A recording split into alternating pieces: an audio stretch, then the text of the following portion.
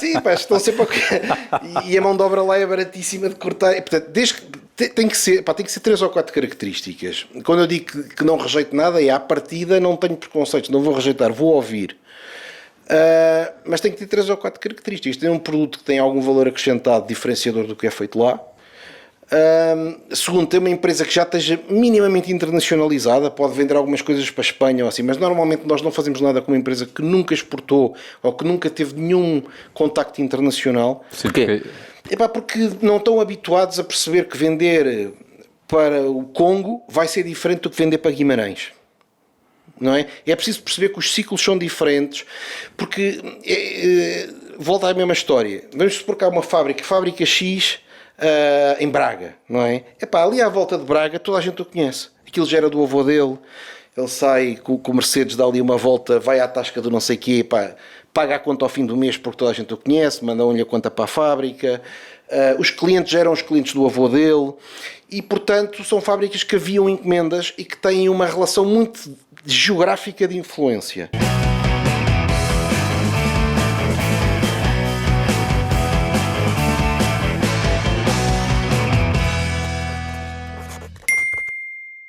Bem-vindos a mais um Bitoque, o podcast de negócios à portuguesa. O meu nome é Tocha, comigo tenho José Serra. Boas a todos. José, quem é o nosso convidado de hoje?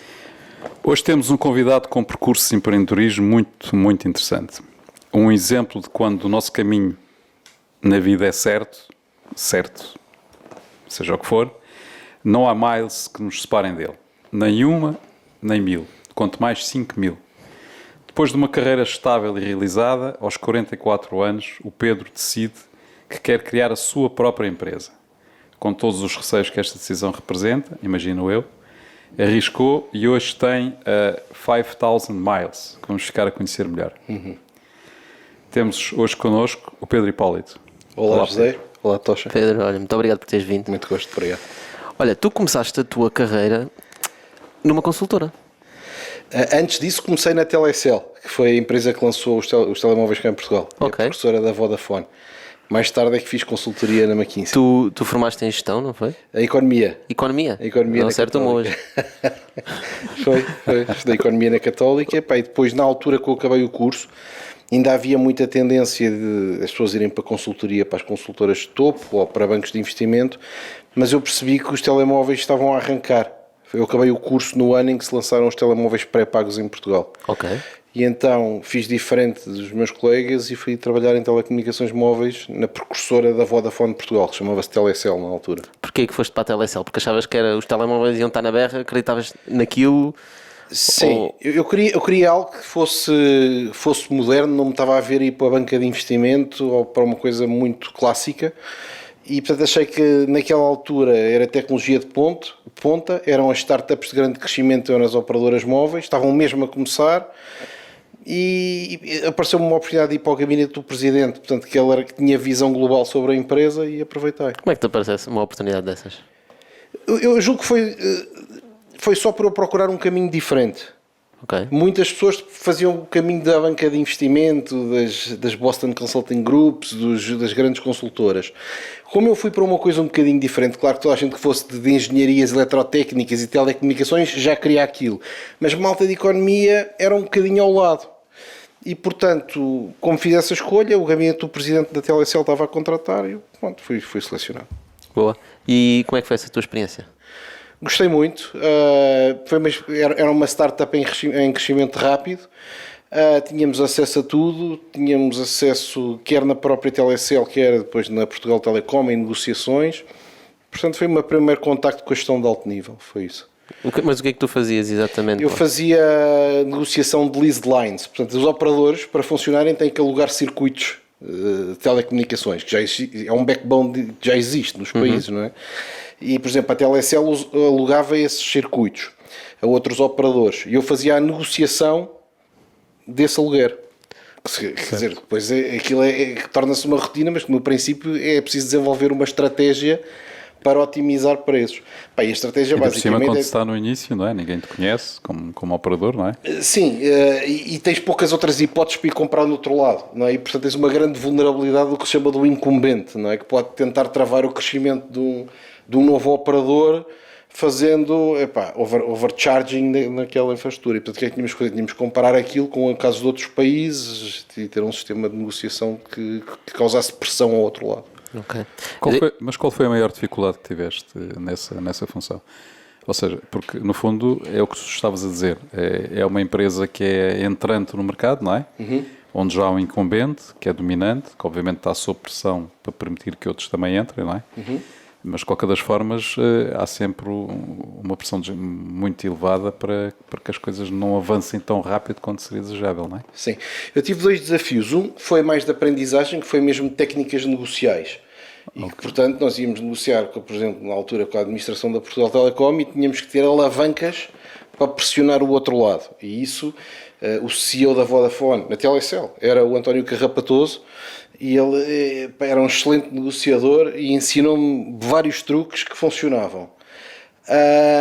O segundo era, na altura, as coisas estavam muito pouco informatizadas e, portanto, montar qualquer argumento analítico era muito difícil, porque havia muita informação ainda em base de papel. E então eu comecei a perceber que gastava-se muitos recursos para analisar essa informação de base de papel e eu próprio fui aprender a programar para criar um sistema de comparar os preços de todos os circuitos, que eram centenas de milhares de circuitos, com aquilo que tinha sido acordado, causando formas de pressionar, porque nós podíamos chegar lá e dizer que vocês não estão a cumprir o acordo, estão aqui 10 circuitos que foram mal faturados. Isso causava pressão do outro lado, não é? O outro lado tinha sempre pressão regulatória de abuso de poder dominante. Era sempre essa a estratégia. Passava sempre pelo mesmo. Qualquer falha... virar o feitiço contra o feiticeiro. Exatamente.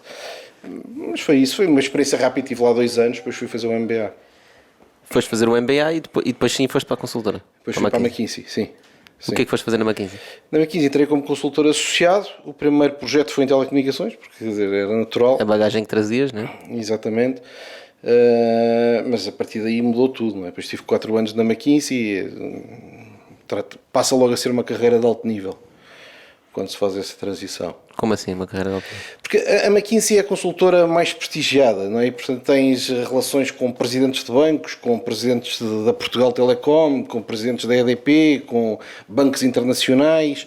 E, portanto, quando saí do MBA, tive essa oportunidade, porque fui o melhor aluno do MBA. Depois acho que no fim, despistei-me um bocado e fui o segundo melhor, tenho impressão. Nunca fomos depois medir mesmo meças com a outra pessoa, houve uma rapariga que acho que me passou à frente. Acho que fui o segundo. Mas eu na altura, eu a meio já estava contratado pela McKinsey, a meio do MBA. E portanto, a partir daí, a carreira transformou-se completamente. Ainda apanhaste o Zenal lá? Até antes, Morteira Nabo, sim. Zenal mais à frente. Na McKinsey. Não, o Zenal não era da McKinsey. O Zenal era nosso cliente, mas mais à frente. Ok. Mas mais à frente. Ele vinha de um percurso de banca de investimento. O que é que te ficam desses dias da McKinsey? Não dormir, pressão, aprendizagem rápida. Não era divertido, mas sentias que tinhas evolução constante diária. Portanto, não é um ambiente divertido, é um ambiente completamente oposto daquilo que hoje em dia se imagina das startups trendy, de jogar ping-pong e jogar Playstation. Não é esse ambiente. É um ambiente de pressão super intensa. Eu cheguei a fazer 3 dias seguidos de trabalho sem dormir, com 2 noites diretas no meio. E, portanto, é pressão real, intensa. Julgo que hoje, por questões de politicamente correto, isso foi suavizado. Portanto, isto nós estamos a falar entre 98 e 2002, em que era mesmo super intenso e muita pressão, mas também muito acesso e uma carreira que explodia automaticamente. Isso não havia dúvidas. Era claro, esse incentivar da pressão era para identificar quem é que ia subir, quem é que ia crescer na empresa? Não, é só porque os desafios são muito grandes e é preciso mesmo superá-los. E, portanto, não julgo que fosse pressão causada artificialmente para filtrar. É mesmo um jogo de alta competição e, portanto, em cada projeto pode estar tu, mas também pode estar um chinês ou pode estar um americano. Quer dizer, o talento é global numa empresa dessas. A única coisa que não é negociável é que a resposta ao problema que o cliente apresentou tem que ser entregue e tem que satisfazer o cliente. E por isso, ninguém quer saber que a pessoa está cansada ou não está, ou que vem um fim de semana, ou que vem um sábado ou um domingo. Isso não... Pedro, tu achas que passar por uma escola dessas, ou seja, por uma empresa consultora de alto nível, é um elemento importante no percurso de alguém que queira fazer empreendedorismo? Sim, eu acho que há duas empresas de consultoria que transformam tudo. Uma é a McKinsey, que é a número 1, sem dúvida, e depois, logo a seguir, a Boston Consulting Group. Estas duas, a BCG, portanto, estas duas Fazem a diferença. distinguem-se das outras todas. Sim, porque as outras é mais auditoria, não é? Portanto, já há muito mais trabalho de corriqueiro, não é? E é menos alto nível os projetos, é menos estratégico, é menos de acesso aos donos topo. da Portugal Telecom, Pois, não é? pois. E portanto o acesso não é tão. Não abre portas e não faz a carreira explodir. Estas duas têm mesmo acesso de nível topo em Portugal e em qualquer lado do mundo. Então quem nos ouvir, e tiver essa oportunidade, é de aproveitar, Não, porque é uma escola fantástica, não é? Sim. Eu julgo que também não há ninguém que tenha uma proposta que não aceite. Mas é preciso ter uma certa característica, não é? Não é para todas as pessoas, não é? Eu, por exemplo, eu não sou uma pessoa talhada para fazer 20 anos daquilo. Também quase ninguém faz, mas não sou uma pessoa talhada para isso. Para mim, aquilo é o que eu estava a dizer, eu não me divertia, não achava. Não era agradável. Não quase como um curso, não te enchia as medidas, não é? Exatamente, não era agradável, porque aquilo ao fim e ao cabo é muito semelhante como dizer assim, vais para Harvard e tens que sair de lá com a média de 20. Imagina que é assim, não é? E se tens 2,18 põe-te na rua. Isto é pressão intensa e tens mesmo que ser muito bom e trabalhar muito para conseguir sustentar esse nível de performance. Há pessoas que têm este perfil, há pessoas que são muito focadas, muito orientadas a executar instruções e a resolver problemas concretos e definidos. Eu, por exemplo, sou uma pessoa criativa, muito criativa, não é? E, portanto, tenho que fazer um esforço grande, consigo ser muito analítico, mas tenho que fazer um esforço para dizer assim, estas 3 ideias, não vale muito a pena dispersarmos, porque a resposta que eles estão à procura é esta, portanto vou-lhe dar esta resposta. Vou fazer as contas todas e vou-lhe dar esta resposta. Há pessoas que têm esse perfil. Mesmo não tendo, que é o meu caso, o meu perfil é um pouco híbrido, portanto consigo fazer, mas não me enche as medidas completamente. Acho que mesmo assim desenvolve imenso, desenvolve muito mesmo. O que é que tu ainda hoje trazes desse tempo? A capacidade de resolver problemas rápido, distinguir o essencial do acessório, ligar-me a alto nível com alguma facilidade. É isso. Porque depois aquilo força muito rapidamente a perceber, neste esforço que temos pela frente, o que é mesmo importante, o que é que não é importante. O que não é importante é a conversa de chacha, põe de parte. O que é importante é isto, como é que isto se resolve, quais são as hipóteses para resolver isto. Não é? E depois numa relação de alto nível também é tudo muito assim, porque a outra pessoa quer resolver um problema. É preciso qual é o problema daquela pessoa, como é que eu lhe resolvo. E a pessoa pode nem saber qual é o problema, nós é que vamos também ajudá-la a descobrir qual é. Pois. Sim, muitas vezes acontece isso, imagina. Sim. Muito bem, e depois como é que passas para a Cibes? Depois a Cibes era a minha cliente. Ok. E houve uma altura que eu na McKinsey estava mesmo já a ficar doido com aquilo. Posso dizer, eu estava a fazer, era manager na Polónia e em Portugal ao mesmo tempo. Tinha um projeto na Polónia e um projeto em Portugal em simultâneo. E fazia 3 voos através da Europa, 3 ou 4 voos por semana. Completamente fora, desligado de tudo. Comecei-me a sentir muito isolado e muito... não fazia mais nada que não fosse reuniões com conselhos de administração a resolver problemas que não eram necessariamente os meus ou aqueles que me interessavam a mim. Não é? Portanto, eu estava a limpar a casa de outra pessoa. Vamos pensar simplificando. Estava a limpar a casa de outra pessoa e me dizia assim, para ter carreira vou ter que limpar a casa de 10 pessoas. Mas passo o dia todo a varrer as casas das outras pessoas. E por cima estavas a varrer onde eles estavam-te a dizer para varrer e não aquilo que tu estavas a ver que era preciso ser varrido. Exato. Então eu comecei a dizer, eu tenho outros interesses que eu não estou a conseguir desenvolver. Não consigo ter quase... A essa altura sentes-te um bocado isolado também. Não é? Porque as tuas conversas já não são iguais às conversas dos teus amigos, já não são conversas iguais à tua família, começas-te a desligar de tudo. E eu na altura comecei a sentir, eu agora tenho mesmo que fazer uma escolha. Ou fico aqui, e o meu caminho é de partner, mas comecei a sentir que ia ser um caminho de isolamento social grande e abandonar coisas que eu gostaria de ver e de fazer. Ou epá, ou sair dali e arranjar um buffer, porque depois eu também pensei, epá, eu também quero casar, também quero ter filhos, isto vai ser inviável ter uma vida saudável aqui, pelo menos para a minha personalidade. Pronto, epá, então tinha um cliente bom cá, que era meu cliente, que era a Cibes, e a essa altura ligaram o Vítor Bento, que era o chairman da Cibes, a fazer-me uma oferta para eu ir para lá. Eu disse que não. Passado 3 ou 4 dias, cheio de lá às 4 da manhã, lembro perfeitamente que eu ia sair da garagem da McKinsey e à minha frente ia um partner a sair com um Mercedes descapotável. Pá, eu ia dentro do meu carro a pensar, eu não quero ser este gajo que está aqui à minha frente. Eu não quero transformar... Porque não gostas de Mercedes? Não me compensa, não me compensa. Eu olhava para ele um tipo completamente... Tu tinhas que abdicar para... O desgaste não me ia compensar. Então, depois liguei e disse, essa oportunidade ainda está em aberto. Ainda está, não escolhemos bem ninguém. Então, amanhã vou tomar um pequeno almoço consigo. Pronto, foi assim. E mudei para diretor de estratégia da Cibes. O que é que implica um diretor de estratégia da Cibes? É avaliar toda a empresa, como é que estão a ser gasto o dinheiro, estruturas de receitas, estruturas de custos, mudar pricing, negociar com os acionistas. Mas tu estiveste lá 8 anos? Sim, mas depois passei a ser CEO da Cibes Internacional. Porque eu Mas chegaste a sair da Cibes? Não, quase. Não. Porque eu em 2009 tive uma proposta para ir para a PayPal Europa fazer a mesma coisa. Tinha o pelouro da estratégia na PayPal Europa e ia viver para o Luxemburgo. Então disse lá na Cibes, eu vou sair para o Luxemburgo, vou para a PayPal, também é a mesma área de pagamentos. Até tinham sido as McKinsey que me convidaram a ir para lá. E eu vou porque para já quero ganhar mais dinheiro e em segundo lugar quero ter uma experiência internacional. E aí fizeram uma oferta ao contrário, fazer, mas porquê é que não lança a Cibes International cá? Quais são as suas condições para fazer isso? E combinámos 2 ou 3 condições que eu achava importantes para lançar este veículo de internacionalização da Cibes. E aí voltaste para os aviões, pá. Exatamente. E voltei para os aviões.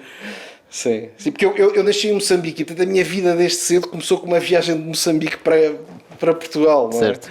Está-te no sangue a viagem de avião. É uma família que foi para longe, que voltou, é uma família que está habituada a esses espaços largos. Mas olha, qual foi o desafio que te puxou, porque tu estavas na Cibes e disseste que querias fazer um projeto internacional? Porquê? O que é que te estava a puxar? É porque Portugal é muito pequeno. Eu comecei-me a sentir... no nosso planeta, estarmos focados só em desafios de Portugal, comecei a sentir que me faltava qualquer coisa. Ok. E precisavas de alargar... De mais mundo, de outro tipo de problemas, de outro tipo de pessoas, de outro tipo de culturas, de outro tipo de desafios que não fosse aquilo que eu já sabia, que era ter sucesso aqui em Portugal, eu sei fazer. Uhum. E portanto fui à procura, queria testar as minhas capacidades noutro tipo de ambiente. Mas olha, aí vamos entrar num capítulo que é o capítulo da internacionalização, não é? Na prática, que ainda hoje é o teu negócio, a tua atividade. Exato. Uhum. Portanto, a primeira experiência real que tu tens em termos de internacionalização é a internacionalização da Cibes, não é? Exatamente. Quer dizer, eu quando estava na McKinsey fazia com projetos, por exemplo, sim, tinhas aquilo na Polónia, não é? Mas, exatamente. Pronto, mas que era a internacionalização de uma empresa portuguesa para a Polónia. É diferente, porque tu na Polónia andavas a varrer o escritório dos outros, não é? Aqui tu tinhas já o teu próprio escritório, ok? Não eras a mesma contratado, digamos assim, mas eras o responsável pela empresa, não é? Exato. Portanto, tu é que definias a estratégia, tu é que definias o que é que era preciso ser varrido. E começou do zero. Pronto. O que é que tu... Pelos vistos a experiência foi fantástica, porque senão tu não estavas nesse negócio que tens hoje. Uhum. Mas o que é que foi marcante aí, de facto? Foram os primeiros 6 meses, porque eu ao fim de 6 meses estava a dizer à minha mulher, fiz um erro gigantesco de não aceitar a administração da PayPal Europa, porque isto da Cibes International não dá. Nós batíamos propostas a tudo que era bancos europeus e não conseguíamos ter tração em lado nenhum. As pessoas gostavam muito, chegou uma vez na Polónia, convidaram-me para jantar, fui lá a Varsóvia, a administração inteira de um banco polaco, todos a jantarem, não sei o que não é. E eu pensar, isto é um contrato que já está no Está feito. Um restaurante super chique de Varsóvia, chegou a feira, é só para lhe dizer, a sua proposta estava super bem feita, nunca vimos uma proposta com tanto esforço posto, e portanto queríamos lhe agradecer, porque quer dizer, não o vamos escolher, mas queríamos lhe agradecer pessoalmente, achámos que no seu caso mandar-lhe uma carta, um choque enorme a dizer, não consigo perceber. Para qualquer europeu olhando para Portugal, tecnologia, vê onde é que estão azeitonas, onde é que estão solas de sapato, onde é que estão cortiça, onde é que estão os vinhos. Tecnologia não é? Mas era um problema de nome, de branding? Era um problema do branding Portugal, que não é associado a tecnologia de ponta em coisas mission critical, porque a área de pagamentos, por exemplo, para um banco é mission critical. Claro. Não é? Imaginem um banco deixar de conseguir fazer transferências, não demora muito tempo a estourar. E, portanto, na Europa não é muito fácil comprarem uma solução a uma empresa portuguesa. Segundo, eu próprio estava a fazer um erro de abordagem, que era estava a comunicar como se nós fôssemos a mesma coisa com o alemão. E, portanto, estava a comunicar com argumentos racionais, com propostas de valor corretas, com preços corretos. E depois percebi mais tarde que o que faltava era a relação. A partir do momento que eu percebi, não... Porque a inovação também não iria funcionar, não é? Não, era relação. Era relação. Tínhamos que pôr relação em cima do cliente. E a partir daí aquilo disparou. Como é que se põe a relação em cima de um cliente? Passando tempo com ele, passando tempo a conversar, visitando, a não estar só em reunião a dizer o meu preço é isto, as features são aquelas. Ele tem que nos conhecer. Imaginem que vocês são CEO de um banco português, são CEO da Caixa Geral de Depósitos e tem lá um sistema qualquer mission critical do banco que fica obsoleto, ok? Mas vocês sabem, na substituição daquele sistema, se isto não funciona... Estou lixado. Quer dizer, vamos todos para o olho da rua e o banco não sei se fica vivo. Não é? Imaginem, por exemplo, apagar as bases de dados com os saldos, não é? É uma catástrofe. E agora aparece uma empresa, vamos supor, de Marrocos, que tem mesmo tecnologia state of the art daquilo. Imaginem eles chegar ao Conselho de Administração a dizer assim, tenho aqui uma proposta da IBM, tenho uma proposta da Oracle e depois tenho aqui uns marroquinos. Estes marroquinos são muito bons. Vamos pôr a Caixa Geral de Depósitos toda na tecnologia marroquina. Não é? O risco disto, porque se ele puser na IBM e aquilo estourar, a própria IBM tem um slogan que é nunca ninguém foi despedido por comprar IBM. Exatamente. E os portugueses, nós não temos esta noção, mas se nós formos a Frankfurt, nós somos os marroquinos da Europa. E, portanto, mesmo que a nossa tecnologia seja correta, mesmo que tudo faça sentido, mesmo que os preços sejam mais baixos, ele não vai querer comprar um marroquino. Eu não estou a querer ser xenófobo, estás a ver? Sim, Mas há mesmo uma marca. Agora, se for para comprar couro, já compra os marroquinos. Se for para comprar cortiça, já comprar Portugal. Se for para comprar sapatos, já comprar Portugal. Agora, se for uma tecnologia mission critical, uma coisa é ter uma tecnologia que é uma graça para experimentar nos balcões do banco, a ver se tem piada. Isso sim. Agora, se for mission critical, ele não arrisca. Tu achas que isso continua a ser hoje assim, não é? Sim. Ou não? Acho que se está a esbater, mas o Made in Germany acabou, não é? Aquilo pode ser uma porcaria, mas de ser lá Made in Germany já causa confiança. Não é?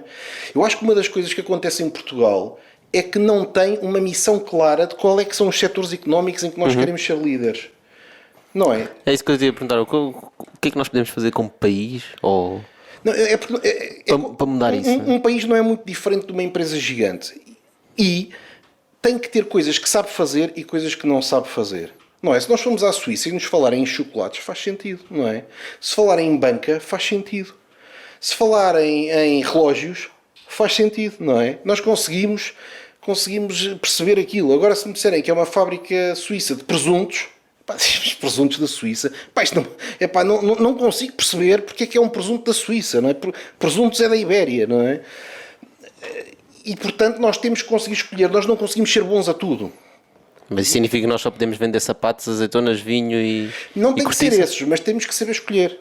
Não é? Tem que haver clusters. Porquê é que há o Silicon Valley? Porque é um cluster. Não é? Qualquer coisa que se diga que é de Silicon Valley já se para ouvir. Porque é um cluster. Desde que seja tech. Exatamente. É? Se tiverem presuntos de Silicon Valley também não dá. De Silicon Valley, quer dizer, a Apple podia lançar uma fábrica de batatas fritas. Nada os impede de fazer isso. Mas não vai ser brand friendly. Não é? Não vai ter um fit com a marca. Não é? Pronto, os países também têm uma marca. Bom, mas nós como empreendedores e pessoas de negócios não podemos mudar o país onde estamos, portanto, como é que tu resolveste esse problema na Cibs International?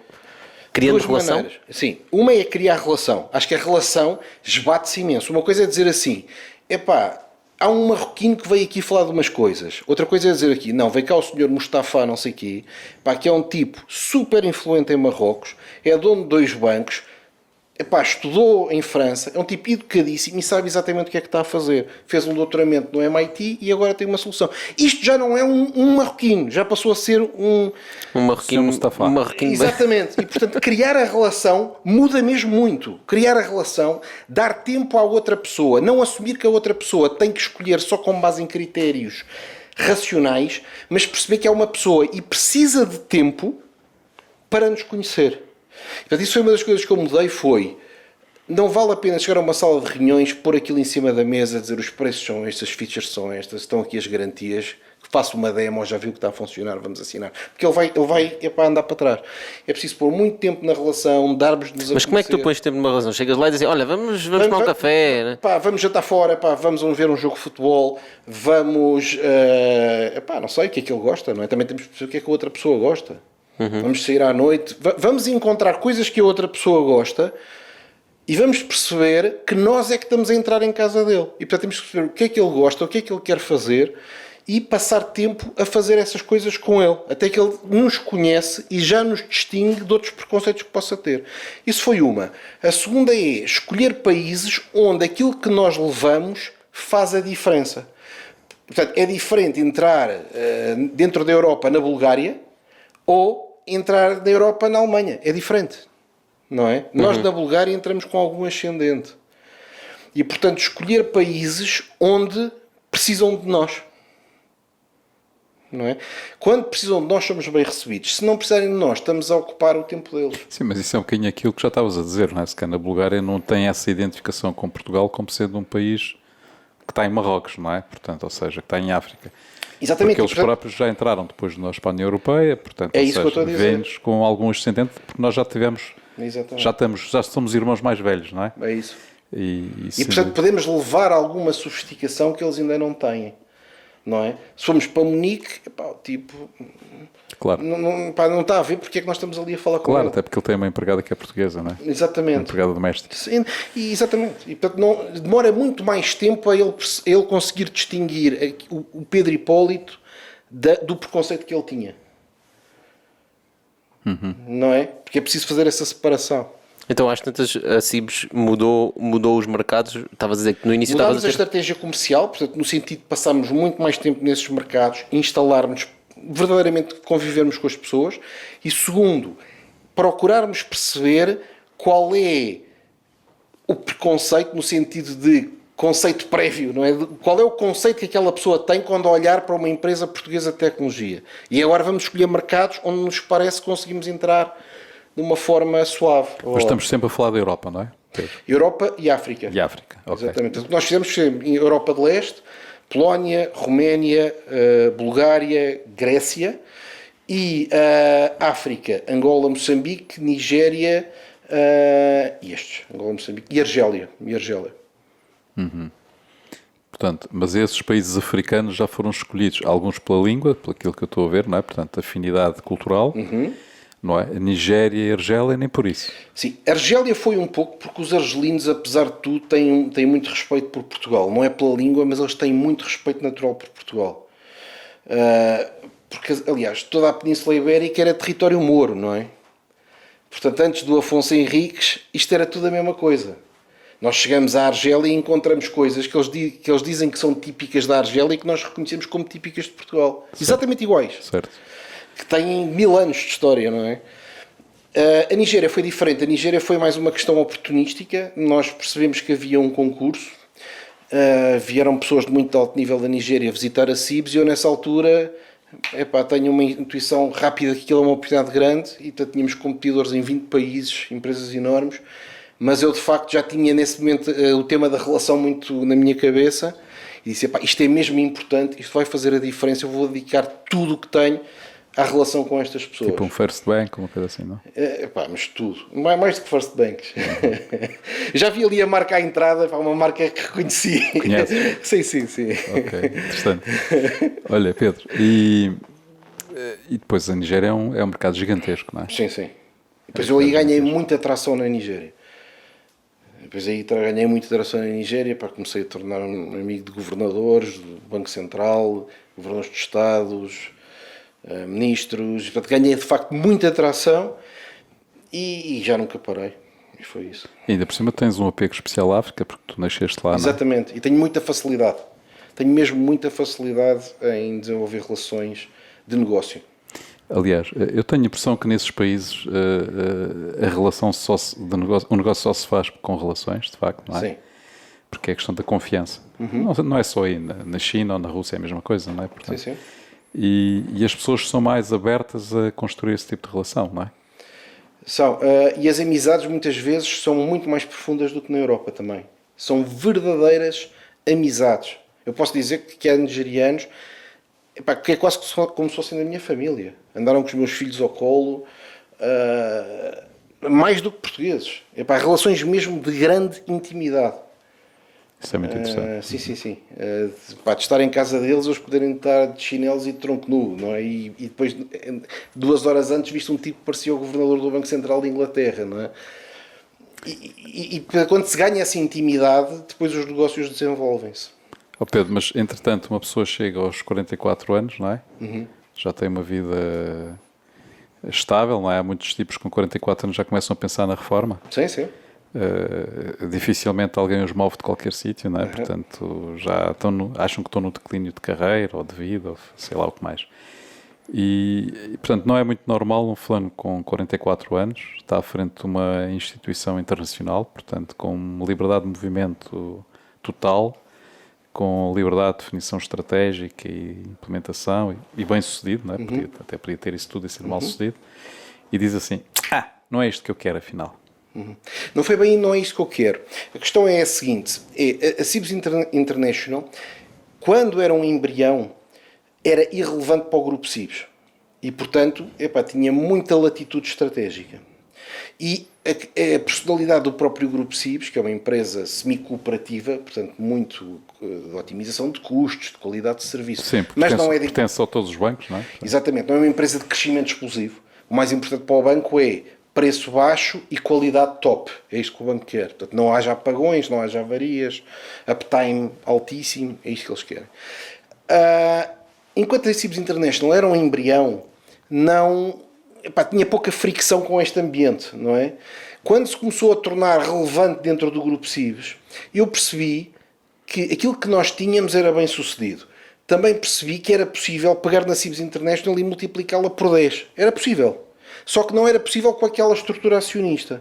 Tínhamos de trazer private equities que investissem ali ou uma empresa de tecnologia do setor que quisesse ter uma parte da empresa para acelerar a velocidade de decisão. No fundo tinha que ser mais uma lógica de startup. Tinha que ser um spin-off. Exatamente. E portanto eu pus em consideração, vejo aqui 3 cenários. O primeiro cenário fica tudo como está, mas não vai ser possível construir uma empresa de tecnologia que é 10 vezes o que já era. Não era possível chegar a 200 milhões, 500 milhões de faturação. Não ia ser possível naquele entorno. Porque depois os concursos internacionais têm risco, têm velocidade de decisão que não é compatível com esperar que o próximo Conselho de Administração avalie a proposta. Segundo, era encontrar um parceiro de indústria, uma Euronet, uma First Data, uma TCIS, qualquer um desses gigantes do processamento americanos ou outros, que quisesse investir e comprar uma parte e que nos desse esse edge de velocidade de decisão e de orientação ao risco. O terceiro é um MBO, era eu próprio comprar uma parte daquilo, mesmo que fosse uma parte pequena, quebrando um pouco aquela lógica do cooperativo. Entretanto, deu-se a crise do BES, a banca ficou toda paralisada com esse tema, não se conseguia discutir isto, nós tínhamos até pessoas interessadas em fazer isto connosco. Eu também não tenho vida para ser um funcionário à espera que os bancos decidam que não sei o quê, que se faz sentido, se não faz. Comecei a perceber que com o colapso do Grupo Espírito Santo e com as distrações, que são muito mais importantes do que esta, são distrações no sentido que faz sentido que até que distraiam. Claro. Não era possível pôr este tópico em cima da mesa nos próximos 3, 4 anos. E tiveste de tomar uma decisão.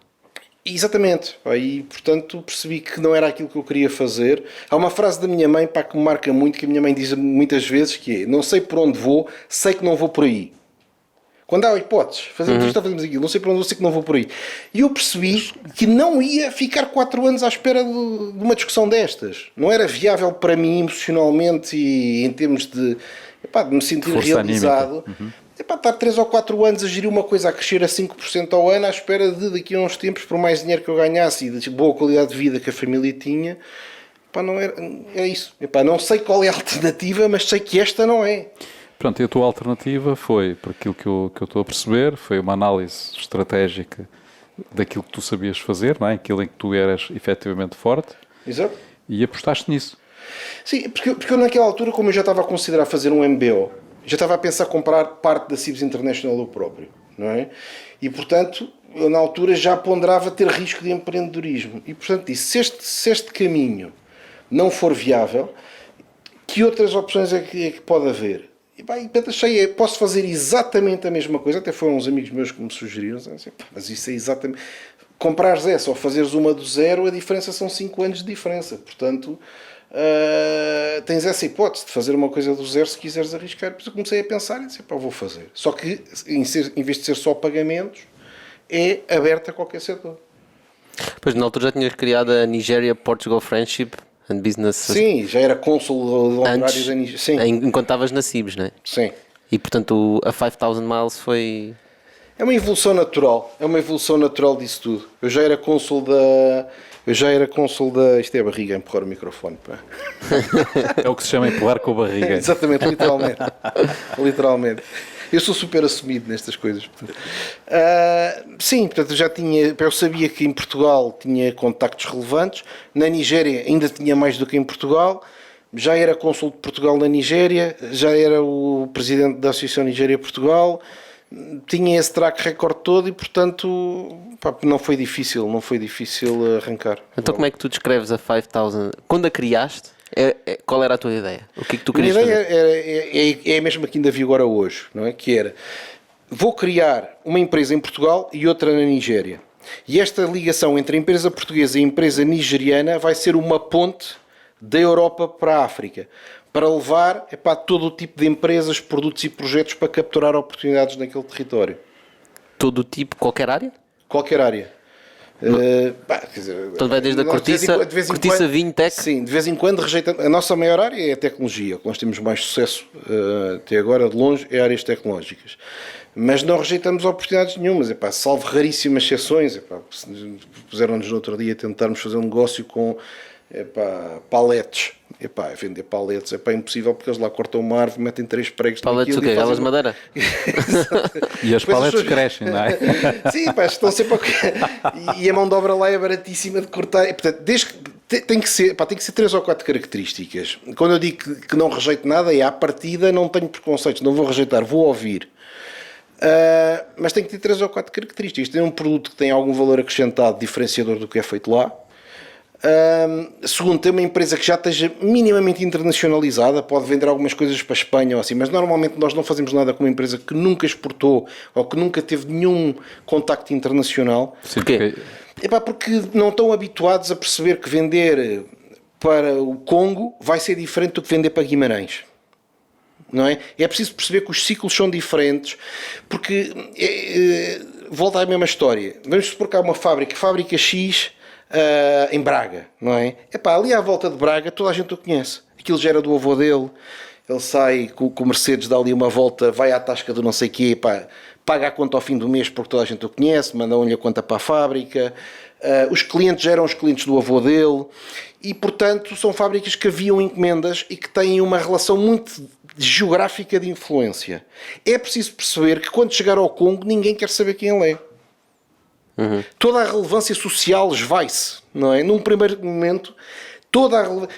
se pegarmos... Aliás, pelo contrário, ele quando a terra está no menos. Exatamente, é isso. É uma coisa que eu costumo dizer, peguem num português qualquer que não seja no Cristiano Ronaldo, ponham-no no meio do Champs-Élysées e agora vamos contar quantos minutos alguém demora para o cumprimentar. Se for na Quinta Avenida vai demorar horas até alguém o reconhecer, mesmo que seja o Presidente da República. Porque quando nós vamos para fora, a relevância social esvai-se, não é? Desaparece. Uhum. E, portanto, nós gostamos de fazer coisas com quem já sentiu isso. Essa é muito engraçado, que agora lembrei-me de uma cena em que o Marcelo está nas Nações Unidas, é entrevistado E depois no final perguntam-lhe o que é que ele é lá no país. Não, exatamente. Eu sou o presidente. Não, mas é exatamente isso, é exatamente isso. Portanto, é preciso percebermos que quando vamos para fora, a nossa relevância social vai esbater-se, vamos deixar de ter relevância, não vamos entrar no restaurante e não vem o chefe de sala cumprimentar e trazer-lhe a melhor mesa, vai para uma sala de espera e vai ficar mesmo 3 horas à espera que o nigeriano o receba, porque o nigeriano não sabe quem ele é, não é? E vai demorar 6 meses só para saber. Não é? Então, e o que é que vocês... Portanto, eu tenho, tenho uma fábrica em Braga e produzo X, até exporto algumas coisas para a Espanha, para a França. Em que é que vocês me ajudam? Portanto, o que nós vamos fazer é, vamos ver o vosso produto, vamos treinar a nossa equipa nos vossos argumentários de vendas e vamos, muito rapidamente, apresentar isso aos importadores em vários mercados onde nós estamos presentes. Ok, portanto, vocês têm uma equipa de vendas que vai vender o meu produto. Sim, em todos os mercados. Nós nunca vamos para nenhum mercado onde nós não investimos primeiro. Por exemplo, na Nigéria tenho 10 colaboradores. Tenho um escritório que tem 150 metros quadrados. Tenho internet a 50 megabits por segundo na Nigéria. Isso deve ser super. Não, a internet custa 2.000 euros por mês. A internet custa 2.000. Portanto, tu entras no meu escritório e estás na Europa. Tu entras no meu escritório e tens 4 nigerianos que falam fluentemente português. Uau. Não, é que é mesmo uau. Ninguém tem isto, as pessoas não têm esta noção. Não é... Para falar com os teus clientes. Ou melhor, Exatamente. para falar com os teus fornecedores, na prática, sim. não é? Por exemplo, eu faço uma parceria com a Lupo, a empresa brasileira que patrocina o Neymar e não sei o quê. Se ligarem para o meu escritório da Nigéria, começam a falar inglês com quem atender, mas depois, se quiserem, querem falar em português, passam e aparecem pessoas que algumas nem sotaque têm. Isto não é inventar, é mesmo 100% assim.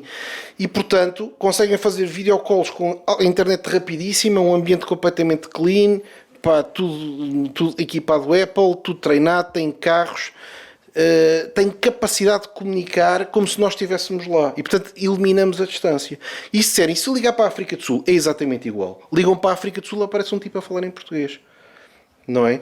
E, portanto, por exemplo, empresas grandes brasileiras, os brasileiros ainda têm algumas pessoas que não falam línguas, só falam português, que é um mercado gigantesco, conseguem estar na África do Sul um mês inteiro só a falar em português. Não é? Isto acrescenta mesmo valor, porque nós investimos primeiro antes de sugerir a alguém que faça um projeto connosco, ou antes de aceitar qualquer projeto. E qual é que é o vosso modelo de negócio? Vocês é a comissão? Tem um valor? Temos um retainer que cobre um orçamento de custos e depois temos success fees. Tenho incentivos alinhados com o meu parceiro. Ou seja, se tu venderes mais, eu ganho mais. Todos ganhamos mais com as vendas. Mais, exatamente. Ou seja, tens um custo fixo, não é? Exatamente. E depois tenho success fees que duram, são negociadas 5 anos, por exemplo. 5 anos de faturação com revenue sharing. Muito bom. É isto. E, portanto, permite que a tal empresa de Braga consiga, de repente, estar a ter reuniões no Brasil, na Nigéria e na África do Sul. Nós temos empresas em 4 países, Portugal, Nigéria, África do Sul, Brasil, sem nunca sair de Braga. Quando ele sai de Braga para ir à África do Sul, ele já é recebido na África do Sul exatamente com o prestígio que tinha em Já Braga. tem algum... Exatamente. Já toda a gente sabe quem ele é. Ele entra numa grande empresa sul-africana e não vai lá, ting dong, boa tarde, queria falar com não sei quem, mas quem é você? Sente-se aí que vou ver se alguém o pode atender. Já não passa por esse martírio. Chega lá, vem o dono da empresa cumprimentá-lo à porta. Bem-vindo, não sei o quê, senta-se na sala do Conselho de Administração, explica, se não conseguir falar inglês, tem um sul-africano que fala português ao lado dele. Isto acelera muito a expansão dessa empresa. Tu estavas há pouco a dizer que a maior parte dos produtos que vocês vendem são tech? Tech em termos de software, hardware? Não, a nossa maior linha de negócios é Biometrics. Biometrics? É. Que é a identificação de pessoas com os dedos. Ok, portanto aqueles sensores de... Exatamente. Porquê? Porque foi uma oportunidade que nós identificámos. Portanto, nós percebemos que em África os bilhetes de identidade, os passaportes, muito poucas pessoas têm. Há muitos documentos falsos e que, portanto, no setor banca é difícil identificar um cliente. E começámos a ver, por exemplo, na Nigéria, eles chegavam para abrir uma conta, ia lá eu e tinha que levar 2 testemunhas comigo que confirmavam que eu era quem eu digo que sou. Então nós começamos a ter algumas discussões, a dizer, devíamos instalar um layer de biometria centralizado, com uma base de dados central, qualquer banco pode consultar essa base de dados central e confirmar que este senhor é mesmo o Pedro Hipólito. Ou seja, eu quando me registro na base de dados posso decidir que eu me chamo Filipe Silva, mas é a última vez que escolho. A partir daí vais sempre a Filipe Silva. Exatamente. É dizer assim, pense bem, porque é a última vez que escolho. A partir daí é sempre Pedro Silva. Exatamente. Nunca mais consegue fazer nada neste país com outra identidade que não seja esta, porque a sua mão já não muda. E então todo o sistema, temos 40 milhões de pessoas identificadas biometricamente. 40 milhões? Na Nigéria. Sim. 40 milhões? É gigante. Eles são 180 para aí, não é? São 200. 200 milhões. E portanto tem escala, não é? Há duas empresas que fazem isto. Uma é a nossa parceira, que são os americanos, que são a Integrated Biometrics, que fornece o Pentágono, o FBI e isso tudo, e entrou num negócio connosco para a Nigéria. Fizemos um consórcio que somos nós, a Integrated Biometrics, e uma empresa portuguesa gira, que é a Papersoft, que nos dá o layer tecnológico. E portanto estes três apanhamos 50% do mercado. E depois outra empresa, que agora vai começar progressivamente, também apanhou metade, mas julgo que vai começar a perder terreno, porque os nossos devices são muito melhores que os deles, é uma empresa alemã, que é a Dermalog, que tem o resto do mercado. Mas julgo que vai progressivamente perder terreno. Quais são... O que é que vocês procuram agora? Quais é que são os teus planos? Mas antes disso, Diz. por aquilo que eu estou a perceber, os teus principais clientes são bancos. Em que negócio? Ok. Nesse Não, Biometrics. Biometrics são bancos, não é? Sim, bancos e telcos. Agora estamos a entrar no setor de telcos, ainda não conseguimos fechar nenhum negócio, mas eu diria, sem bullshit, que se calhar até ao fim deste mês temos um negócio muito grande fechado em telecomunicações. Portanto, quando tu perguntaste em que negócio, quer dizer que, embora tu tenhas este negócio e estás a apostar forte nele, há muitos outros negócios, certo? Sim, nós temos neste momento talvez, não consigo ter precisão, mas talvez 80 projetos em paralelo, neste momento. Não só para a Nigéria, não é? Nos 4 países onde nós estamos. E como é que tu olhas para startups? Porque é assim, repara, as startups, no fundo, são o que são negócios como outros quaisquer, não é? Muitas delas têm tecnologias interessantes, têm alguma dificuldade em escalar, portanto, todos querem escalar, não é? Mas para escalar não é fácil. Sim. Crescer. Exatamente, portanto, ou seja, vender para fora, vender para outros países. Normalmente procuram mercados maduros, porque os investidores gostam de mercados maduros. Portanto, acham estranho um tipo que vá para a África ou que vá para a América do Sul, não é? A não ser os que já lá estão, não é? Como é o caso do Brasil, que é um país gigantesco a esse nível. Mas tem muitas tecnologias que são interessantes para mercados maduros mesmo em países de desenvolvimento, não é? Quando a gente está a falar em banca na Nigéria, não é? Portanto, também tem algum conhecimento, a banca na Nigéria é bastante sofisticada, não é? Sim, sim. Portanto, e logo eles procuram ter os melhores produtos que há a melhor tecnologia que há a nível mundial, não é? Vocês têm algum interesse específico em algumas áreas tecnológicas que são criadas por startups? Procuram de alguma forma ativa identificar, aquela startup parece-me ter uma tecnologia interessante, deixa ver se aquilo pode se enquadrar na minha oferta, no meu portfólio. Eu diria que nós não discriminamos se é startup, se não é. Eu volto aos nossos 3 critérios de qualificação. Eu não disse o terceiro, que é a capacidade de investimento, que é, ao fim e ao cabo, o produto tem ou não tem um layer de inovação, qualquer coisa que seja diferente. Porque eu tenho que ter uma forma de quebrar o gelo. É mais sobre storytelling do que... Porque vamos falar com o governador do Banco Central. É para o que eu lhe digo, não é? Se for lhe dizer que é uma base de dados para registrar não sei o quê, ele tem mais de 30 fornecedores daquilo, não há muito para lhe dizer. Se for dizer que vamos identificar biometricamente 50% da população, é uma história. E assim, como é que você faz isso? O fornecedor que faz isto é o mesmo que faz a mesma coisa para os soldados. Fornece o Pentágono e identifica biometricamente todos os soldados do exército americano. Pronto, a confiança está resolvida. E se tiver dúvidas, ligue para aqui, tem um número que lhe vai dar uma referência. Pronto, acabou. E portanto, a partir daí, este tipo de coisas abre portas, não é? Se não conseguimos ter uma história que faça sentido. Porque... Mas esses 80 negócios que estavas a falar, seguramente não têm todos uma história do Pentágono para contar, não é? Não tem todos, mas são produtos que, por exemplo, não são paletes de madeira, não é? São coisas que têm sempre uma. Podem ser coisas super simples, não é? mas tem qualquer coisa de diferente, não é? E depois eu sei, olha, isto tem qualquer coisa diferente. A empresa já exporta, portanto, se exporta, já está autoqualificada. Repara que isso tira-me um bocado as preocupações de cima, porque eu digo assim, ele vende no tal em Braga, não é? Mas também já vendeu várias vezes para a Espanha. Epá, o espanhol não lhe compra aquilo por caridade. Compra-lhe aquilo porque o preço é correto e a qualidade é correta, não é? E portanto isso já me garante que não ando muito longe de uma oportunidade, não é? Estas duas características, se eu tenho o feeling e olho para aquilo e vejo que exporta, epá, eu estou a acreditar e também vejo que o mercado já acredita. E terceira coisa, tem que ser alguém que, reconhecendo isto, percebe que um processo de internacionalização são 9 meses de trabalho pela frente para conseguir resultados e, portanto, epá, temos que ter paciência, não podemos andar desesperados ao fim de 15 dias. Às vezes agora com a crise aparecem-nos empresas a pedir ajuda para o setor, para quero exportar, estou aflitíssimo com o Covid. Eu não consigo fabricar vendas em 15 dias. Epá, não é? O outro lado também tem outras coisas para fazer e não está desesperado para ouvir uma nova solução. O cliente Para não é? comprar, né? Temos que perceber que o outro lado tem os seus ritmos. Não é como se agora nos vierem bater à porta. Todos nós temos preocupações. É muito difícil aparecer aqui um tipo e nós irmos logo ouvir. Não é? E, portanto, quando estamos a fazer isso, também temos que reconhecer que o outro lado tem outras prioridades, tem a sua vida. Vai demorar tempo. Um ciclo de vendas internacionais são 6, 9 meses, pode ir a 1 ano, não é? Para ter alguns resultados. E é preciso ter esse tipo de paciência, essa capacidade de investimento. Pode ter que ir lá 2 vezes, não é? Acho que dar cara é importante. Tu há pouco estavas a referir o governador, etc. O vosso foco é sempre assim em instituições mais high level ou também vendem, por exemplo, para empresas locais? Vendemos para empresas PMEs, locais. Sim.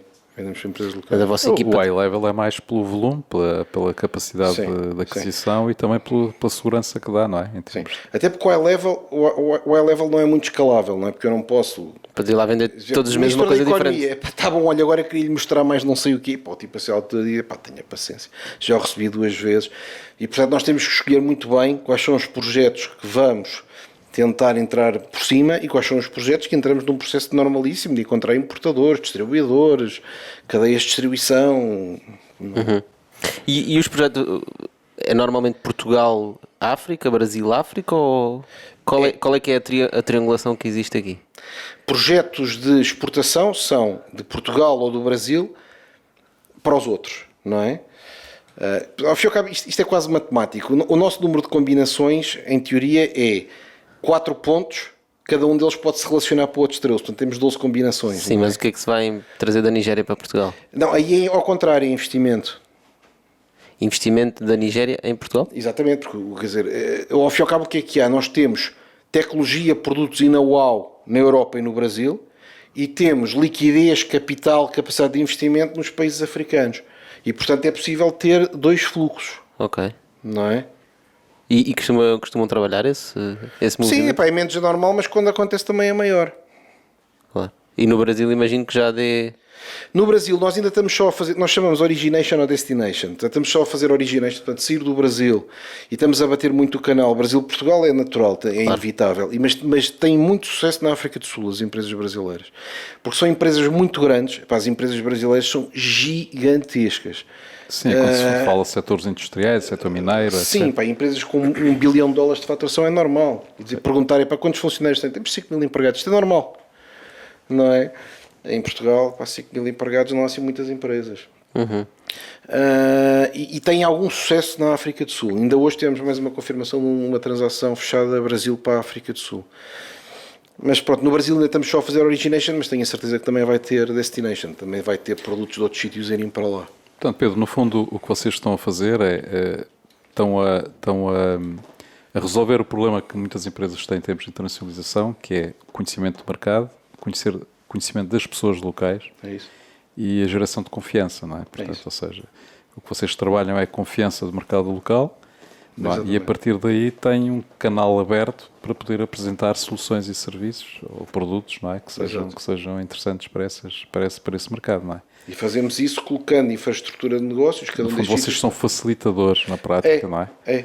O que nós fazemos é, em cada sítio montamos uma estrutura 5,000 miles. Portanto, tem uma empresa, tem escritórios, tem equipas, tem carros. Porque quem tem que vender é a empresa original na mesma, não é? Sim, não, o que nós fazemos eles têm que ter os argumentos de venda, completamente. tem que ter o produto, tem que ter isso, tudo, não é? Nós até fazemos isso da separação. O que nós fazemos é muito pré-sales. Mas nós não fechamos vendas, não é? Claro. Não é possível eu ir discutir um negócio de biometria como o próprio tipo que sabe todas os graus de erro dos devices, temperaturas a que funciona, testes que se fazem, meter dentro de água continua a funcionar, não é? Que consegue fazer isso de uma forma diferente do que as nossas equipas. Agora, a minha equipa consegue dizer assim, é onde? É na Nigéria, ok, o que é que nós precisamos? Precisamos de presidentes de bancos, pronto. Vamos trabalhar 3 meses e depois vamos montar um roadshow e vamos ser recebidos em 5 bancos ao mais alto nível. Pronto, isto é interessante. Ok. Estou a perceber. What's the big picture? Para onde é que tu vais levar isto? Agora é continuar, quer dizer, temos que ter sucesso nos sítios onde estamos, consolidar. Estamos a investir bastante no Brasil. Agora, durante a pandemia, recrutamos mais 5 pessoas para a equipa do Brasil. Mudámos uma pessoa que estava em Portugal para lá. Portanto, consolidar isso e depois abrir 1 a 2 países por ano. É a nossa ideia. Onde? Não sei bem, Ásia em princípio não. Embora agora durante a pandemia, fechamos um negócio em Hong Kong. Mas foi só oportunístico. Apareceu-nos a oportunidade e como era de origem de Hong Kong, se fosse para lá, se fosse para exportar para lá, não fazia. Mas como foi uma empresa de Hong Kong que nos contactou para entrar no Brasil, aí sim. Mas provavelmente Polónia, Alemanha, Egito são coisas que nós temos em cima da mesa. Porque em África há praticamente 3 países que contam. É Nigéria, África do Sul e Egito. Falta-nos o Egito, não é? Eu penso muito assim. Porquê que contam? É? Porquê que dizes os que contam? Porque são as economias muito grandes, não é?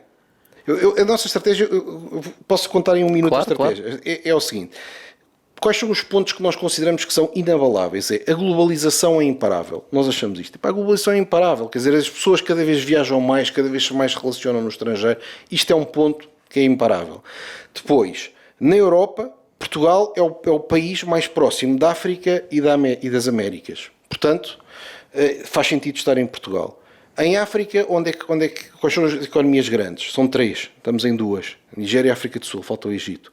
Com estas 3 tens 50% do continente africano em PIB. Com 3. Na América do Sul, o que é que conta? É Brasil. E o Chile talvez, não? Sim, mas é muito mais pequeno, não é? É muito, muito mais pequeno. Mais à frente podemos lá chegar, mas realmente o Brasil conta. O que é que nos falta agora? Falta-nos completar as 3 da África, falta-nos uma coisa no Egito. É um investimento que devemos ter que fazer no próximo ano. Acho que na Europa, não é possível dizer que estamos na Europa só em Portugal. E portanto eu aqui tenho 2 caminhos. Tenho um caminho que já começámos a fazer, que é a Espanha, que está agora em curso. Temos agora espanhóis a trabalhar connosco. E vamos ver se até ao fim do ano começamos a ter faturação em Espanha para depois no próximo ano poder ter lá um escritório. E depois no norte da Europa tenho 2 soluções alternativas, uma difícil e uma fácil. A difícil é a Alemanha. A fácil é o UK.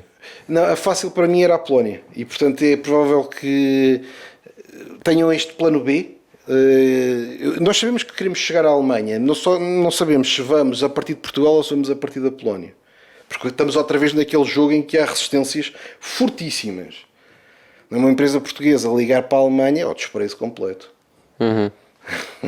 Mas uma polaca é melhor? É, porque na Polónia tem algumas semelhanças culturais. Por exemplo, o tema de ser um país católico fortíssimo tem algumas semelhanças culturais que eles reconhecem. Tem empresas grandes portuguesas lá, o Millennium, a Jerónimo Martins tem a rede Biedronca, a Eurocash é o maior grossista, é de um acionista português. Portanto, na Polónia os portugueses são bem aceitos. E há uma relação histórica da Alemanha com a Polónia. Muitos alemães que vieram da Polónia, não é? Portanto... Exatamente. E portanto o que nós pensámos foi, tentamos entrar na Alemanha direto, mas podemos também ter que entrar por trás. Portanto, entrar primeiro na Polónia. Entrar primeiro na Polónia e depois, a partir daí... Porque para a Alemanha, se não for turismo, se não for aqueles produtos muito básicos, eles não reconhecem com facilidade. Sim, vender tech para a Alemanha é complicado. Vender tech, não querem conversar, não são conversadores, não querem, não têm interesse na relação. É mesmo isto, não têm, ostensivamente não têm interesse na relação. Portanto, é preciso criá-lo. Tu disseste uma coisa muito interessante, agora me estavas a dizer que vocês estão a tentar fechar um negócio em Espanha para poderem abrir lá um escritório. Não é? Portanto, essa lógica de primeiro fecho um negócio e só depois é que vou abrir lá um escritório. É exatamente o contrário do que se fala no mundo do empreendedorismo, pelo menos, Sim. não é? Eu já fiz isso desde o princípio da 5000 Miles. Porque eu quando decidi... Isso é um bocado aquilo que se chama investir com o pelo do cão, não é? não, e é ter a certeza que não estamos no mundo da fantasia. É ter a certeza que não é uma ideia romântica. Uma coisa é dizer assim... Epá, isto agora ficava muito bem para umas private equities daqui a uns anos eu ter ali um escritório na Castelhana, pá, 2 pisos de altura, pá, com os espanhóis todos cheios de pinto e umas espanholas também vestidas não sei como, e aquilo ser uma bomba para vender para o Chile e para a Argentina. Isto é uma ideia romântica. A ideia prática é dizer assim, já me mandaste para lá uma fatura e já te pagaram, pá, porque senão estamos a falar do quê? Consegue gerar receitas ali? Consegues telefonar a alguém, ele atende-te o telefone e depois tem interesse em negociar um projeto e se negociar és tratado com respeito ou és tratado ao pontapé, porque se for ao pontapé também a relação não vai durar. Conseguimos ter uma relação taco a taco, equilibrada, saudável e agradável, sim ou não? Tudo isto tem que ser testado. Eu defendo muito nestas coisas do empreendedorismo, pelo menos foi assim que eu fiz. Foi quando eu comecei a ter a ideia da 5000 Miles, a primeira coisa que eu disse foi: a primeira coisa que eu tenho que fazer é ter um projeto. A primeira coisa que eu tenho que conseguir fazer é ter um projeto. Dizes fechar um projeto que me paguem. Certo, portanto, ter um projeto é diferente. Não é uma prova de conceito. Vender um projeto. Exatamente, não é uma prova de conceito, não é dizer instalámos isto num sítio qualquer e é chegar a alguém e dizer assim: eu quero fazer este projeto, vai custar 60 mil euros, pagas-me agora 30 mil e pagas-me os outros 30 mil não sei quando. E depois é para grilos do outro lado, mas quem é este tipo? Mas tens o quê, não é? Eu acho que quando se consegue fazer isto, ganha-se a confiança de dizer: epá, pronto, está a começar a mexer. No fundo, o que estás a dizer é que tem que haver a prova de mercado, não é? Se tens clientes ou não tens clientes para aquilo que tu queres, não é? Exato. E todos os sítios onde nós entramos, fizemos isto para o Brasil. Primeiro arranjamos projetos antes de investir lá. Começámos um ano antes. Nós começámos em abril de 2018 e abrimos a empresa em abril de 2019. E agora, quando chegámos a abril de 2020, é que decidimos: vamos contratar uma equipa grande lá, já o residente.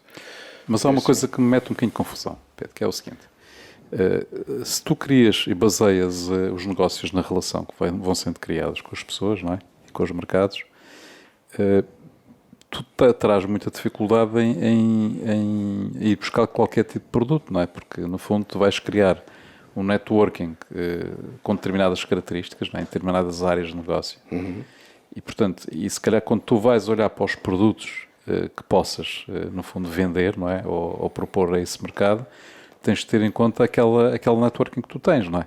Sim. Porque só que, por caso contrário, tens que investir demasiado num networking completamente diferente. Para criar uma nova... Para criar especificamente para aquele teu parceiro, não é? Para aquele teu novo parceiro. Sim. Ou seja, aí não consegues gerar sinergias, não é? Não, porque depois os setores não são assim tão diferentes. Isto é verdade, isto a dizer é verdade, quando eu quando comecei sozinho... Vieste da CIBS, pagamentos, não é? Era banco. O que é que era evidente? Era dizer assim: deixa-me tentar fazer projetos que alavanquem, porque é mesmo um susto enorme, não é? Tens um emprego super estável e de repente não tens nada. É mesmo zero. Família toda dependente. E portanto tinha que dar certo, não é? É um risco, corri mesmo um risco muito grande, que ainda existe o risco, não é? Ainda pode correr mal. Como nós continuamos a investir, vai haver um dia que pode correr mal. Mas, portanto, comecei por explorar a minha própria relação. Portanto, no princípio, tentava fazer projetos que alavancassem essa relação.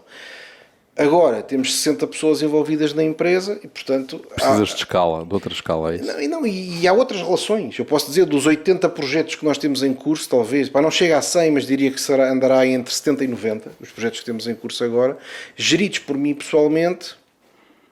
Quando tu dizes projetos, estás a falar... É um ou dois.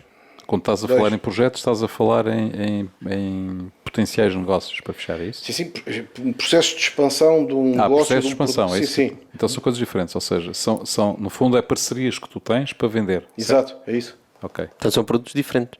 São produtos diferentes. Mas em que podem ter sinergias grandes, não é? Claro. Mas criaste essa segmentação, eu tenho aqui um conjunto de produtos que são especificamente para a banca, tenho aqui outro conjunto de produtos que dão para aquele setor ou não? Sim, mas o que acontece é o seguinte... Sim e não, já percebi. Sim, vamos supor que eu diga assim, tenho alguém que faz um negócio, é um negócio com a piada que nós fizemos com algum sucesso, com a piada porque é o antítese do ambiente das startups. Vender escadotes, não é? Não tem sofisticação nenhuma, vender escadotes. Isto foi uma oportunidade que nos apareceu em 2017. Pá, e toda a gente da empresa dizia, isto é ridículo para vender escadotes, mas quem é que, pá, isto não tem nada de sexy, para não nos vamos vender isso. Pá, eu comecei a dizer, eu e outro colaborador, mas eu não percebo porque é que é ridículo. Qualquer casa pode ter um escadote, qualquer loja pode ter um escadote, qualquer balcão de um banco pode ter escadote, qualquer coisa pode ter um escadote. Pá, Não é muito sexy. não é muito sexy, pá, mas se isto vender contentores e contentores de escadotes é muito melhor do que um negócio sexy. E portanto aquilo transformou-se num negócio interessante. Começámos na Nigéria, com alguma dimensão, já foi para os Camarões. É uma empresa giríssima portuguesa de Ovar, estava fechada no círculo sanitário, tudo em Ovar a derreter e os tipos a espetarem casadotes para os Camarões, não é? E nós a partir daí dizemos assim, ganhámos aqui um know-how numa coisa que não tínhamos experiência absolutamente nenhuma, só porque achámos piada à ideia. Porque é uma ideia simples. E eles estavam no Oceano Vermelho, não é? Onde havia não sei quantas sim, fábricas de tudo alumínio fechado. a produzir janelas, provavelmente. E portanto agora, quem fez, não fui eu que fiz o negócio, mas da nossa equipa, a equipa foi a equipa da Nigéria, que conseguiu fechar este negócio, ganhou alguma expertise nestas áreas de estruturas de alumínios, não sei do que, porque é muito parecido, não é? De empresas que vendam ferramentas, não sei, é a mesma coisa. Portanto, se agora me aparecer alguém dizer assim, tenho aqui uma coisa giríssima que é vender martelos.